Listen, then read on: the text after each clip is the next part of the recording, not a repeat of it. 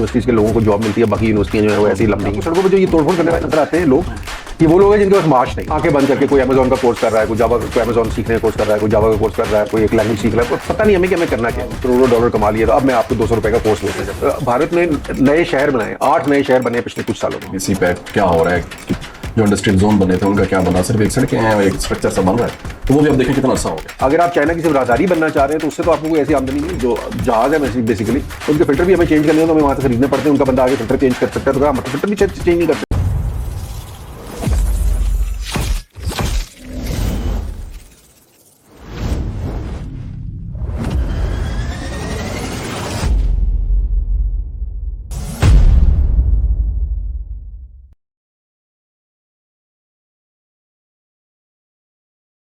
अस्सलाम वालेकुम जी, मेरा नाम हाशिर इब्न इरशाद है, मेरे साथ अहमद एजाज हैं। डेटावर्स के ऑफिशियल चैनल में हम आपको खुशामदीद कहते हैं। मईशत को दरपेश चैलेंजेस और नई पार्टियां जो इस वक्त सामने आ रही हैं या इवन पुरानी पार्टियां मुस्तकबिल में उनसे कैसे निमट सकेंगे, इसके ऊपर हम थोड़ी बहुत बातचीत करने की कोशिश कर रहे थे।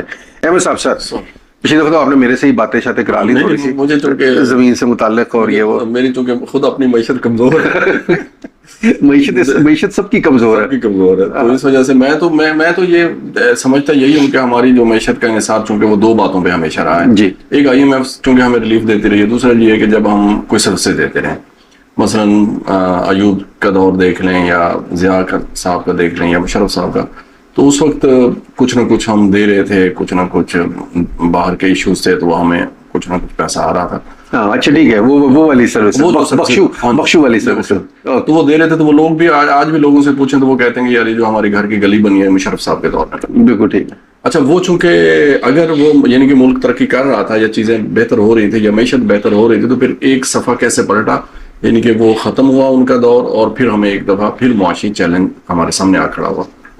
तो साफ ज़ाहिर है कि मौजूदा जो भी बड़ी तनकीद हो रही होती है हुकूमत पर, वो मईशत के हवाले से ही हो रही थी, क्योंकि लोगों से जुड़ी हुई सारी चीज़ें हैं कि अगर लोगों को रिलीफ नहीं मिल रहा, महंगाई बढ़ती चली जा रही है, चीज़ों की कीमतें में इस्तेहकाम नहीं है, तो ये एक तो उनके लिए बड़ा चैलेंज है। अब नई सियासी जमात के लिए भी यही सबसे बड़ा चैलेंज होगा।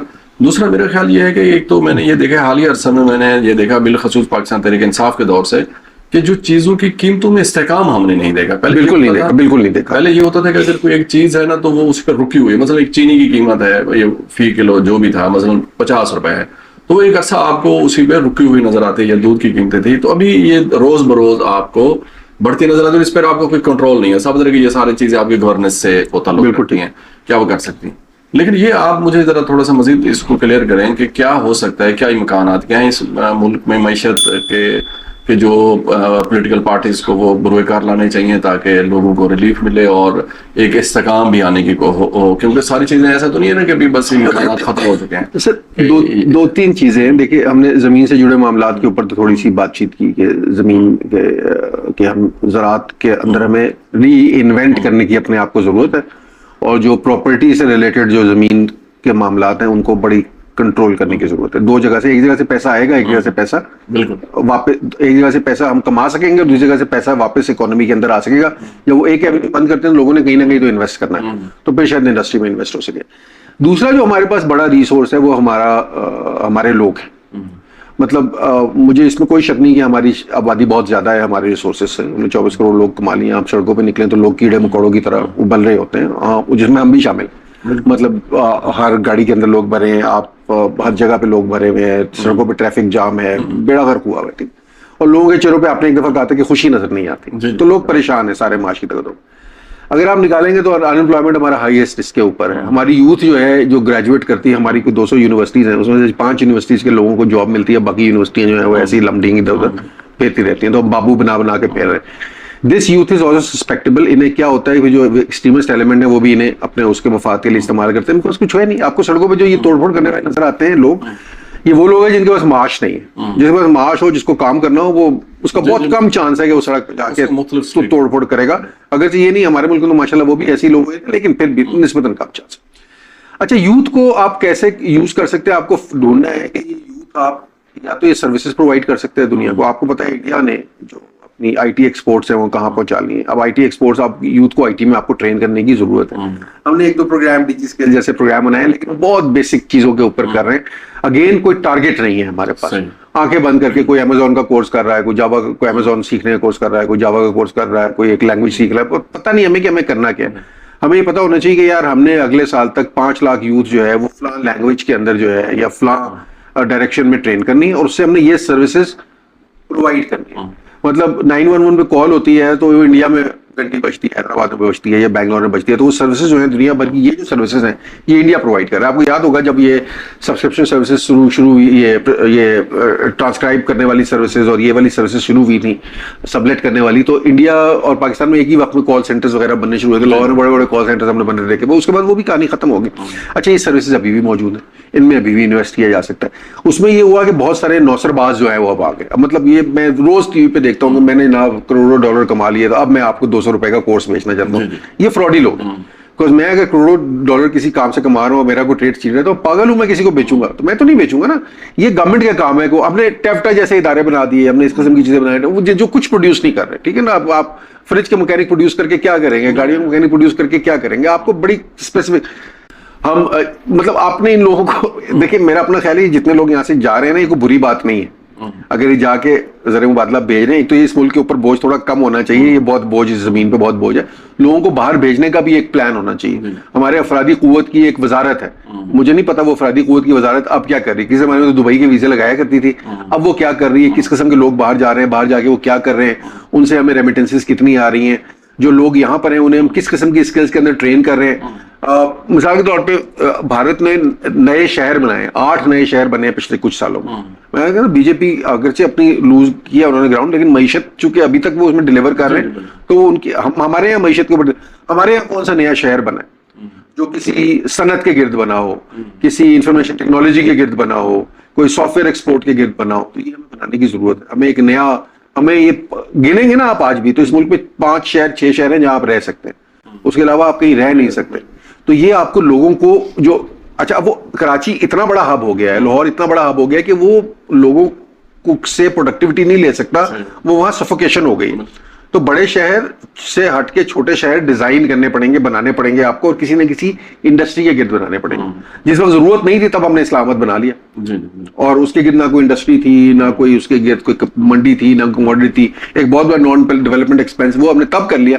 लेकिन अब जब जरूरत है तो हम कर नहीं रहे, उस तरफ हम सोच नहीं रहे। तो ये अब करने की, ये वो करने वाले काम है जो अगर हम कर लें तो शायद कहीं थोड़ी सी लेकिन इन सारी चीज़ों का जो मेरे ख्याल में होता है इन्हिसार, वो इस्तेहकाम पे होता है। अगर आपका कोई सियासी इस्तेहकाम है, बस जैसे अब सी पैक के हवाले से हम देखते हैं कि उस वक्त हमने देखा था कि ये चाइनीज जो लैंग्वेज है इसमें थोड़ा सा लोगों का हो रहा था। अब देखें कि वो अब उसकी ऐसा कोई मुतज़ब्ज़ब या गुम की सूरत हाल है कि अब किसी को कोई क्लियर नहीं है, कि क्लियरिटी नहीं है कि सी पैक क्या हो रहा है, जो इंडस्ट्रियल जोन बने थे उनका क्या बना, सिर्फ एक सड़कें हैं, एक स्ट्रक्चर सा बन रहा है।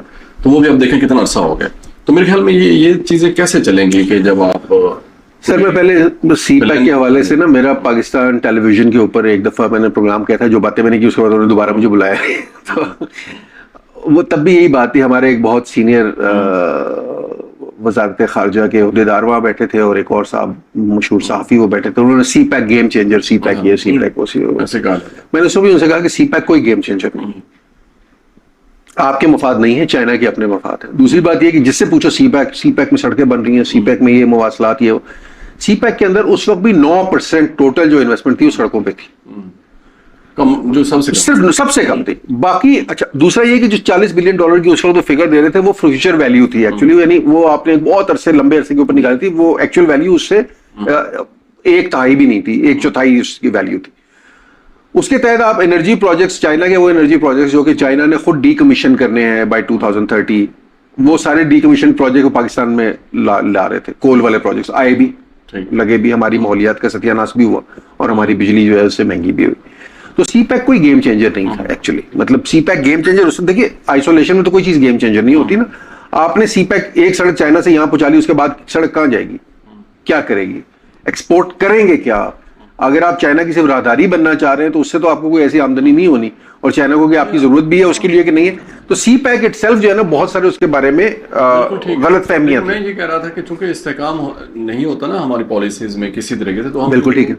जैसे अब ये आप जैसे ह्यूमन रिसोर्स की बात कर रहे हैं कि लोग हैं हमारे पास, उनको हमने कहीं खपाना है किसी प्लानिंग के साथ। अब ये इस्तेहकाम होगा कि पता चलेगा कि यार हुकूमतों ने 5 साल चलना है और अपनी मुद्दत उन्होंने इत्मीनान के साथ पूरी करनी है, तो तब तो मेरे ख्याल में वो इन चीजों की तरफ फोकस होगा। बसूरत देखिए जी बिल्कुल नहीं होगा, बिल्कुल नहीं होगा। हमारे यहाँ पॉलिसी की मुद्दत होती है 3 साल, और ये 3 साल बेसिकली एस्टैब्लिशमेंट की मुद्दत होती है। बासूरतों में 6 साल हो जाती है, बस वही पॉलिसी है हमारी, बाकी तो पॉलिसी नहीं है। तो जाहिर है, बिल्कुल आप ठीक कह रहे हैं, जब तक पॉलिसी का तसलसल नहीं होगा, मतलब आप देखें कि इंडिया में जो लिबरलाइजेशन शुरू हुई मनमोहन सिंह के दौर में शुरू हुई, लेकिन उसी लिबरलाइजेशन को भारतीय जनता पार्टी ने बिल्कुल डिरेल नहीं होने दिया।